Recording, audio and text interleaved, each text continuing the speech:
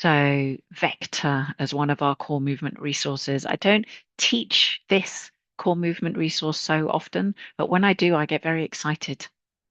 Um, I like what happens to my teaching style. People are sometimes quite surprised because I'm a very bottom-up, emergent teacher in the way that I teach, and something about the energy of Vector.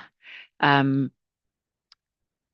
it awakens inside of me a more directive response that I find freeing and liberating. I'm more likely to interrupt someone in a considerate way, but the part of me that sometimes might sit back more, it's almost like it brings me more into my front body in my teaching style. Yeah, brings me more into my front body. Um, yeah. And I learn about it in terms of it shows me um where how often my attention as someone who has neurodivergence, which is something I'm still learning about, hasn't massively impacted my life, but I'm coming to terms with the fact that it's impacted my life more than I'd realized. I can stray with my mind really easily.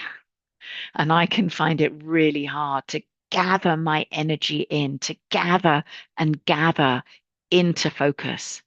I was once in an ongoing group with Andrea Yuhan in one of her undercurrents group. And at some point in the group, everyone in the group was given a prop.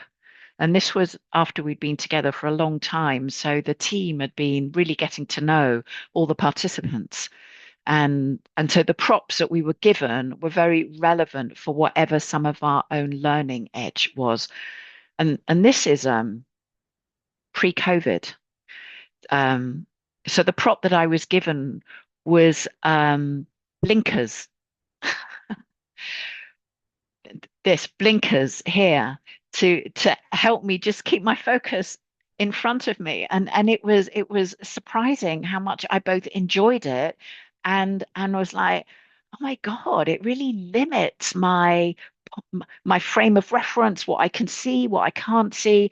And within that, um, it was relieving as well. It was also relieving. So if you know about yourself, or if you know in your work environment that you are someone, or you work with someone, you work with people, and it's hard to capture them, or they find it hard to harness their energy and put it into motion, this resource is a really useful resource. And it's both. It's about harnessing and gathering the energy and then being able to channel it. And it's both aspects of that that I really love about this resource. Some people are so single-minded. I'm either you'll know that for yourself or you'll know people around you. They are so single-minded. They just know how to go for what they want. And sometimes the other people around them are really not so relevant. And it's great that they've cultivated the skill to go for what they really want.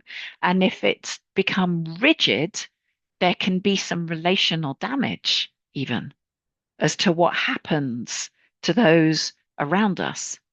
But of course, the other side of that is if I feel insecure emotionally in my capacity to take leadership, if I um, if my muscle tone is more limp and floppy, and I haven't done the work to engage my muscles to have potency in my body, which is like why I'm loving going to CrossFit at the moment and why I love taking an axe and chopping wood. It's so good for me. And while I like riding my bicycle faster rather than just going for a gentle, slow, meandering walk, a gentle, slow, meandering walk is fabulous. But if I want to be learning how to have more potency in my body and to meet that energy in my emotional language and to help my mind learn how to focus, if I want to be able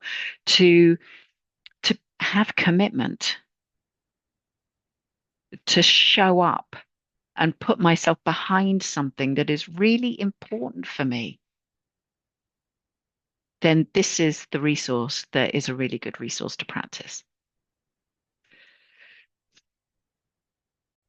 I think the piece that I want to also add in is for you to take a moment to consider what kind of things sway you personally, as a practitioner. What do you see around you in your work? What sways you where you lose your conviction? Sometimes it can be other people, right? Sometimes it can be hormones. Sometimes it can be a lack of sleep. Sometimes it can be world events. There's all sorts of things, but take a moment to just think about what is it that takes you away from being able to really follow through. And I want you to reflect on this so that you can then take this into breakout rooms. And what resources you in those moments to think about what resources you when that happens. What or who or where is a resource?